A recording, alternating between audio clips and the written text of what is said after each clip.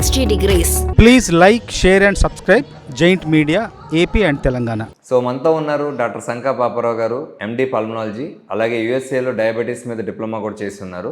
So ఊపిరితిత్తులు మరియు ఛాతి వైద్య నిపుణులు. సార్ నమస్తే సార్. నమస్తే అండి. రైట్ సార్, ఇప్పుడు గురక అసలు ప్రపంచంలో అందరింట్లో ఉండే ఒక సమస్య గురక. చాలామంది ఈ గురక వల్ల అంటే వాళ్ళకి తెలుస్తుందా సార్ గురక వచ్చినప్పుడు? వాళ్ళకి స్లీపింగ్లో గురక అనేది పర్సన్కి తెలియదు, గురక పెట్టేవాడికి తెలియదు గురక, కానీ పక్కవాడికి మాత్రం నిద్రపోద్ది ఖచ్చితంగా. ఏంటి సార్ దాని సిమ్టమ్స్ ఏంటి, అసలు ఎందుకు గురక అనేది పెడతారు?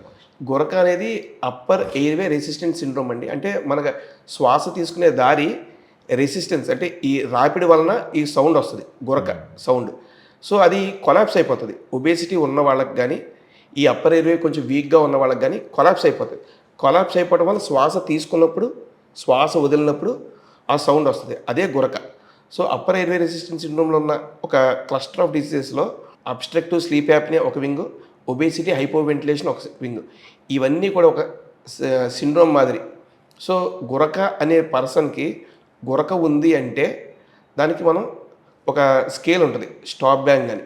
గురక, స్నోరింగ్ ఉందా లేదా, టైర్డ్నెస్, అతనికి పడుకుని లేచాక ఉదయం పూట అలసటత్వం ఎక్కువ ఉందా లేదా, అబ్స్ట్రక్షన్, పడుకున్నప్పుడు శ్వాస అందాక లేచి కూర్చుంటున్నాడా లేదా, P for hypertension, blood pressure ఉందా లేదా, B for BMI, age greater than 40, neck circumference, మెడ చుట్టూరు ఉన్న కొలమానం 43 సెంటీమీటర్స్ కంటే ఎక్కువ ఉందా అన్నది ఒకటి. నెక్స్ట్ జీ ఫర్ మెడ చుట్టూ ఇక్కడ ఉండే మనం కొలుస్తాము, 43 సెంటీమీటర్స్ కంటే ఎక్కువ ఉంటే వాడు హై రిస్క్లో ఉన్నట్టు. ఈ క్రైటీరియా స్కేల్ ప్రకారం మనకి పర్సన్ గురక ఉందంటే హై రిస్కా లేదా లో రిస్కా ఫర్ ఓఎస్ఏ అని చూస్తాం. నెక్స్ట్ గురక ఉన్న ప్రతి పర్సన్ ఏంటి ప్రాబ్లం అంటే చెడ్డగాలి, కార్బన్ డైఆక్సైడ్ లోపల పేరుకుపోతూ ఉంటుంది. గురక వలన ఊపిరితిత్తుల్లో పల్మరీ ఆర్టరీ అనేది ఒకటి ఉంటుంది, దాన్ని డ్యామేజ్ చేస్తూ ఉంటుంది. So pulmonary hyper tension develop అవుతుంది. సో మనకి ఇంతకుముందు అంతా ఎప్పుడు కూడా నిద్దట్లో పోయేవాడికి, ఎవరన్నా నిద్దట్లో పోయాడు అదృష్టవంతుడు అనేవారు. అది చనిపోయిన వాళ్ళు అందరూ గుండెపోటుతో కాదు, అబ్స్ట్రక్టివ్ స్లీప్ యాప్నియాతో కూడా పోతారు. గురక వల్ల ఎంత ప్రమాదం ఉందా సార్? ఇన్నాళ్ళు గురక అంటే చాలా చిన్న సమస్య అనుకుంటాను, మీరు మాట్లాడినట్లు గురకే పెద్ద సమస్యలో ఉంది. గురక వలన కూడా సమస్య. So it should be evaluated అండి. అసలు ఎలాగ ఇది ప్రారంభమవుద్ది, లేదా ఎలా దీన్ని ఎరాడికేట్ చేయొచ్చు? సో గురక అనేది అప్పర్ ఎయిర్వే రెసిస్టెన్స్ సిండ్రోమ్ అండి. సో శ్వాస తీసుకునే దారిలో రెసిస్టెన్స్, రాపిడి ఉంటే వచ్చే డిస్టర్బెన్సే గురక. సో గురక అనేది మనం ఎవాల్యుయేట్ చేసుకోవాలి అంటే దానికి మనం గురక ఉన్న పర్సన్ని ఇంకా అబ్స్ట్రక్టివ్ స్లీప్ యాప్నియా ఉందా లేదా అని ఎవాల్యుయేట్ చేసిన ఒక చిన్న క్వశ్చనర్ ఉంటుంది, స్టాప్ బ్యాంగ్ క్వశ్చనర్ అని. So OSA obstructive sleep apnoea.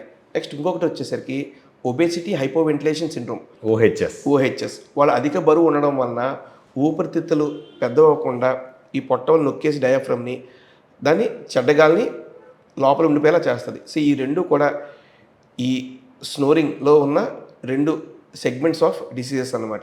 So OSA, OHS రెండాటిని కూడా ఎందుకు ఎవాల్యుయేట్ చేసుకోవాలి అంటే ఏ ప్రాబ్లంనైనా ఎర్లీగా ఉన్నప్పుడు ఆ కాంప్లికేషన్ రాకుండా మనం ఎదుర్కోవాలి అంటే ఎర్లీగా ట్రీట్ చేసుకోవాలి. సో పల్మరీ హైపర్ టెన్షన్ ఒకటి, చెడ్డగాలి పెరిగిపోవటం, మనిషికి చెడ్డగాలి పెరిగిపోయి శరీరంలో మిగతా ఆర్గాన్స్ అన్ని డ్యామేజ్ అవుతాయి. సో అది పర్సన్కి తెలియకుండానే జరుగుతుంది. సో ఆ డిసీజ్ని మనం ఎర్లీగా తెలుసుకోవాలి అంటే పర్సన్ ఎర్లీగానే ఎవాల్యుయేట్ చేయించుకోవాలి. చాలామంది అంటారు అలసిపోయి నిద్రపోయి గురక వస్తుందంటే నిజమా సార్? అసలు అలసిపోయి నిద్రపోతే గురక రావడం అనేది మిస్నోమర్ అండి. అలసిపోయి పడుకుంటే గురక రావడం అనేది మిస్నోమర్. మీరు అంటే లోపల ఎయిర్వే వీక్గా ఉన్నప్పుడు మాత్రమే గురక వస్తుంది. అందరూ అలసిపోతారు, అందరూ పడుకుంటారు, కానీ గురక అందరికీ రాదు.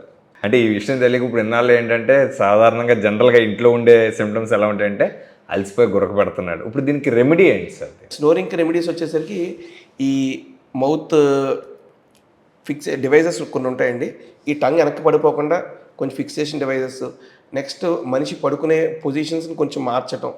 నెక్స్ట్ ఏమో నెక్ సపోర్టింగ్, ఇలా కొన్ని ఉంటాయి. ఇది వారేంటంటే ఈ శ్వాస మార్గాన్ని పడిపోకుండా, అంటే ఏదైతే కొలాప్స్ అవుతుందో అది పడిపోకుండా సపోర్టివ్ మేనేజ్మెంట్స్ అనమాట ఇవన్నీ.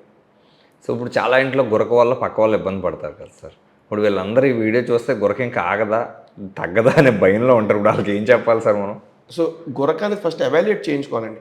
ఇప్పుడు ఆగదా తగ్గదా అంటే గురక అనేది చాలా పెద్ద సమస్య, స్లీప్ స్టడీస్, దానికి ఎక్స్క్లూజివ్గా పాలిసోమ్నోగ్రఫీ స్టడీస్ అన్నీ కూడా దాని గురించే. సో గురక అనే కంప్లైంట్ ఉన్నది మైల్డ్, మోడరేట్, సివియర్. ఇందులో అతను మైల్డ్ అయితే వెయిట్ లాస్ వలన, లేకపోతే కొన్ని హార్మోన్ ఇంబ్యాలెన్స్, థైరాయిడ్ వలన, వీటి వలన ఉండే చిన్న చిన్న ప్రాబ్లమ్స్ రెక్టిఫై చేసుకుంటే తగ్గిపోతుంది.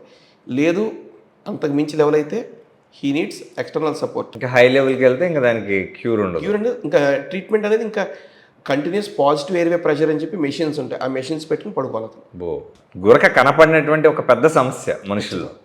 రైట్ సార్, మీరు చాలా వాల్యుబుల్ ఇన్ఫర్మేషన్స్ మా ఆడియన్స్కి ఇచ్చారు. Right sir, thank you very much sir. చాలా వాల్యుబుల్ ఇన్ఫర్మేషన్ మా ఆడియన్స్తో షేర్ చేసుకున్నారు.